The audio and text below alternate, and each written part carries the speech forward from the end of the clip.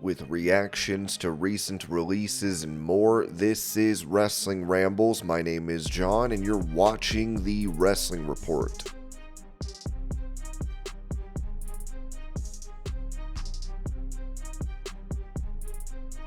Touching on plans for Damian Priest in WWE, Ringside News wrote that Damian Priest made a strong impact on Monday Night Raw during his time as WWE World Heavyweight Champion. Although his reign is over, he's now focused on winning the title back. That said, WWE is also planning to make changes to his character to support this new direction. Damian Priest recently lost to Dominic Mysterio on the October 28th edition of Monday Night Raw this week and retaliated by taking out the Judgment Day without Finn Balor's involvement. While speaking on WrestleVotes Radio on Backstage Pass, Joey Votes and TC talked about Damian Priest's future in WWE. They noted that WWE plans to boost Priest's popularity by expanding his merchandise and marketability, aiming to push him as a bigger babyface. Tapping into his Puerto Rican heritage, he may start wearing a traditional gigante mask, which he previously wore at WrestleMania 40 Night 1. Therefore, this mask could become a key part of his character moving forward. There are talks to strengthen the Damian Priest character.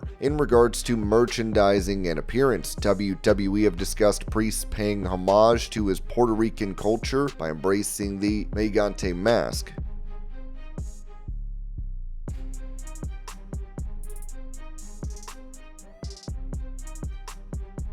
Speaking about Triple H's rise in WWE, Jim Ross noted on his Grilling JR podcast, Triple H just earned the spot. I mean, I don't know who else you would pick out of our roster that was more ready for the spot that Triple H earned than him. Then Triple H, he earned his spot and he was really good at it. I went on a vendetta as a television character about him and tried to make him a bigger heel than he was. There's still people to this very day that think that I hate Triple H and he hates me and all that stuff. It's pro wrestling. Our job is to get talent over and to establish their persona. And I thought we did a nice job of establishing Triple H's persona that followed his lead on how all of that stuff worked out.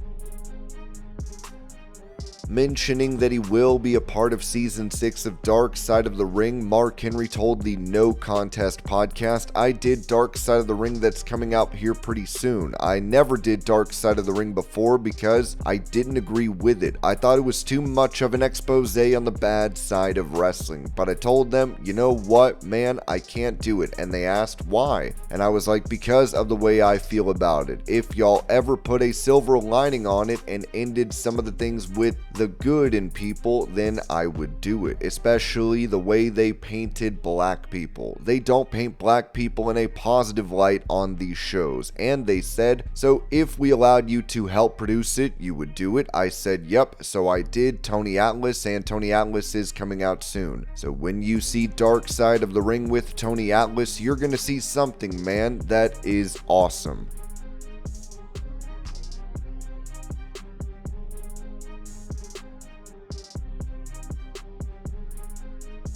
Going over WWE's current relationship with Saudi Arabia, Ringside News wrote that WWE Chief Content Officer Triple H has officially confirmed WWE's ongoing commitment to Saudi Arabia, signaling that the company is here to stay. In an interview recorded on Friday with WWE's Middle Eastern social media team, Levesque spoke with Nathali Mamo during the Crown Jewel countdown ahead of Crown Jewel in Riyadh. Reflecting on WWE's transformative partnership with the company, Triple H said this all stems from His Excellency's vision to bring the best entertainment from around the world. When we first started here, I think fans were excited, but they didn't know what to necessarily expect. And over that time, I've seen that change exponentially. He highlighted Saudi Arabia's journey from hosting its first women's match to now calling for more female talent on shows, showcasing how WWE has contributed to the region's entertainment evolution. Triple H also discussed the WWE Experience facility in Riyadh and revealed a unique feature for fans. The championships will actually stay here in Saudi, so that fans can come here to the experience and see them in the vault, and get a look at the history that they own and that they have created here. Triple H compared the champion versus champion matches to legendary encounters like Bruno Sammartino versus Harley Race, underscoring the global impact WWE aims to achieve with each event. When asked about WWE's future in the region, Levesque emphasized a commitment to over-delivering each time WWE returns. As soon as it's over, we're looking at, okay, how can we make this show bigger for next year, he explained, reinforcing WWE's dedication to continuously elevate the fan experience.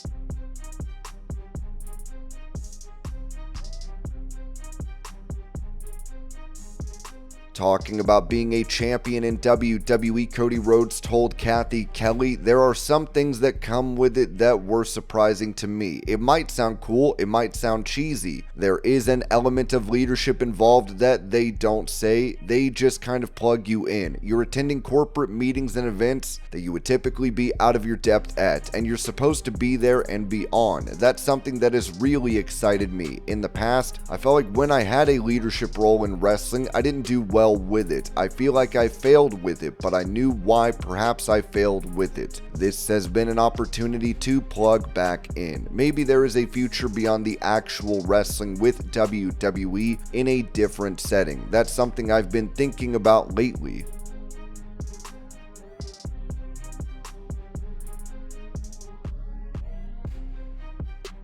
In that same interview, Cody Rhodes said this prior to his match against Gunther at Crown Jewel. "I don't know if the internet's gonna love this answer, but I don't think he's that wrong. But I don't think of it as political. I think about the fans who came in the American Nightmare cosplay, and the ones who do the woe, and all these little kids and my own daughter at home, and it just changed me. So if it sounds politically correct or if it sounds squeaky clean and PG, I can't apologize for it. And also, if you poke me enough, the other side of political comes out, and that's just bad for everybody. It's still in there, and I don't know if Gunther has to go that far to get a reminder from me, but that's not an insult. I care. It doesn't bother me. I've heard other people say it."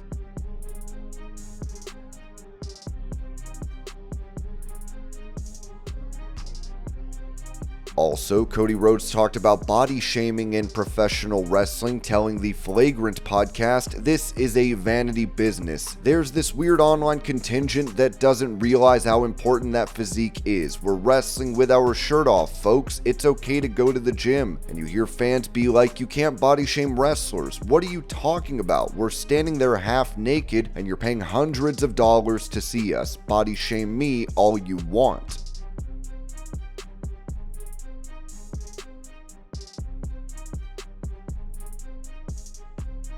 After a brawl with Randy Orton at Crown Jewel, Kevin Owens said this at the post-show media scrum, "I never wanted any of this. I never even wanted this match. The match didn't really happen, did it? But that's okay. To see Randy walk out? No, cause he didn't walk out. He was wheeled out. You know what we did? We walked out of that accident we were in." So Randy Orton feels even worse than he did after. Feels worse than I do now. "I think I broke my ribs, but I walked out. Yeah, I got what I wanted."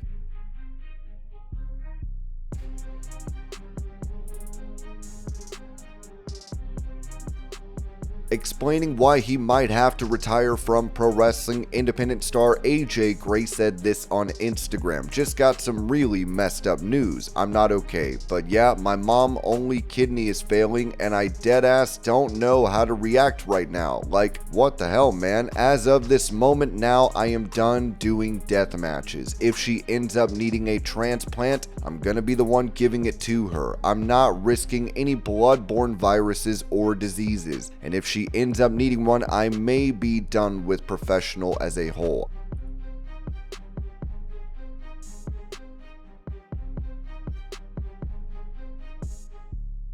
Putting out a statement regarding a recent release from WWE, Indi Hartwell wrote this on Instagram. "The last 5 years and I'm so grateful. I'm just a girl from Australia who never took no for an answer and made her dreams a reality. It all started with a match in Brooklyn at the Barclays Center and fittingly ends there too. Don't cry because it's over, smile because it happened."